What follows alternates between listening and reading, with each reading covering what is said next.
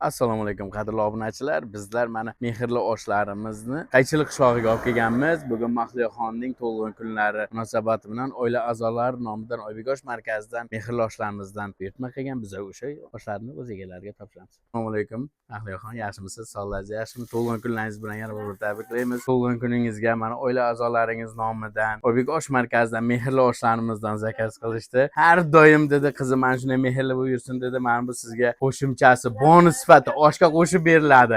Shu mehrli oshlar siz uchun hammasi mazza qilib iste'mol qilib olasizlar oila a'zolaringiz bilan. Sizga ham rahmat kattakon. Hammalaringizga rahmat. Uydagilarimga ham rahmat. Singlimga, kuyovimga addushi rahmat. Hammasiga, ukajonimga, dadajonim umrlari uzoq bo'lsin. Hammasiga rahmat. Borliklaringiz uchun Allohga shukr qilaman. Hammalaringiz uchun, hammalaringizga ta'zimdaman, hayajondaman. To'g'risi gapirolmayman. Rahmat xola sizlarga ham. Dadam bilan ayam baxtli bo'lsin, qo'sha qarisin. Aytganingiz kelsin. Ukajonimga ham, kelinimga ham rahmat, kelinim opasiga ham rahmat. Shuncha shoqdan kelib uzoqdan meni yo'qlab. Katta rahmat hammalaringizga.